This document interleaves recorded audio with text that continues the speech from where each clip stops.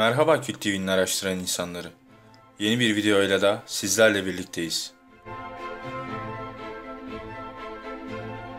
Bir grup araştırmacı eski bir KGB yetkilisinden aldıkları bilgiler doğrultusunda KGB raporlarının peşine düşerler ve sonunda aradıklarını bulurlar. Raporun yanında bir de film vardır. Soğuk Savaş'ın ilk yıllarında Rus askeri yetkililer Amerika Birleşik Devletleri'nin farklı bir taktik ile uzaylı teknolojisi mühendisliği avantajı elde ettiğini biliyorlardı. Muhtemelen bu da Roswell yakınlarında düşen bir UFO'yu inceleyerek olmuştu. Rus askeri yetkililer bu ileri teknolojiye kendilerinin de sahip olması gerektiğine karar kıldı. Ve dönemin Sovyet hükümeti dünya dışı eserlerin bulunabileceği varsayılan birkaç yer araştırmak için istihbarat servislerini kullandı. Bu yerlerden birisi de Mısır'da Giza platosunda yer alan antik bir mezar vardı. Bu mezara Ziyaretçi Tanrı Mezarı ismi verilmişti. 1961 yılında KGB, dünya dışı zeki yaşam teknolojilerini elde etmek için tasarlanmış çok gizli bir program başlatır. Operasyon Isis. Başlatılan bu operasyon, Mısır'daki Giza platosunda bir mezarın içinde 13 bin yıllık bir uzaylı cesedi keşfiyle sonuçlanır. Rapora göre iki bedevi yanlışlıkla yabancı antik bir dinlenme yerinde mola verdikten sonra ayrılırken tökezledi ve bir tanesi açılan çukurdan mezara yuvarlandı. Mezara girdikten sonra iki adam hastalandı ve hastaneye kaldırıldı. Gizemli bir hastalığa yenik düşüp ölmeden önce bu gizemli mezarın nerede olduğu hakkında bilgiler verdiler. İlerleyen günlerde mezar hırsızları mezarı soymak istediyse de bir türlü içeriye girmeyi başaramadılar ve bir süre sonra onlar da hastalanarak öldüler. Zaman içerisinde mezarın durumu Kahire Üniversitesi arkeologlarının, KGB'nin ve CIA'nin kulağına gitti. Herkesten önce Ziyaretçi Tanrı Mezarı'na ulaşmak isteyen Rus müttefiklerin isteği, o dönem Sovyetler Birliği'nin Mısır ile olan yakın ilişkileri ve maddi yardımları sebebiyle daha makul görüldü. Sonuç olarak hızlı bir şekilde keşif projesi ISIS organize edildi. Sovyet Mısır bilimciler, bilim adamları ve askeri personelden oluşan bu grup, Mısırlı meslektaşları ile birlikte mezarın kesin yerini saptadı. Bu bilgi gizli KGB belgelerine erişimi olan Rus bilim adamı Viktor Ivanovich tarafından da doğrulandı. Askeri uzmanlar ve Rus bilim adamlarından oluşan bu grubun 1961 yılında Mısır'da bir mezar keşfettiklerine hiçbir şüphe yoktur. Ancak belgelerde asla tam olarak lahitin içerisinde ne olduğu ortaya koyulmamıştır. Mısır'da M.Ö. ölen 13 bin yıllık uzaylı bir yaratığın kalıntılarının bulunduktan sonra Rusya'ya getirildiği KGB'nin en üst düzeydeki yetkililerinin ileriki yıllarda ard arda yaptığı açıklamalardan biliyoruz. Rus-Mısır seferi mezarı ve mezardaki sayısız paha biçilmez eseri güvenli şekilde ortaya çıkarmayı başardı. KGB'nin kıdemli bir memurunun raporuna göre Ziyaretçi Tanrı Mezarı'nda 15 parça dünya dışı zeki yaşam formlarına ait eşya ele geçirildi. Ayrıca duvardaki hieroglif yazıt kopyalandı ve tercüme edildi. Yazıtın bir kısmında bazı yıldız haritaları, koordinatlar ve ileri teknoloji ürünü bazı araçlar ile ilgili teknik detaylardan bahsedilirken, bir diğer kısmında ise kanatlı uzaylı tanrıların birkaç bin yıl sonra yıldız gemileriyle dünyaya geri döneceği ve döndüklerinde insanların onlara hizmet etmeleri gerektiği, hizmet etmeyi reddeden insanların ise kanatlı tanrılarca ölümle cezalandırılacağından bahseden bir kehanet de yazıtlar arasında yer alıyordu. Raporda ayrıca koruyucu bir bariyerin varlığından da söz ediliyordu. Mezarda bulunanlar keşif sırasında duvarlardan gelen garip itici bir güç olduğunu fark ettiklerini fakat herhangi bir bilimsel açıklama getiremediklerini rapora kaydetmişlerdi.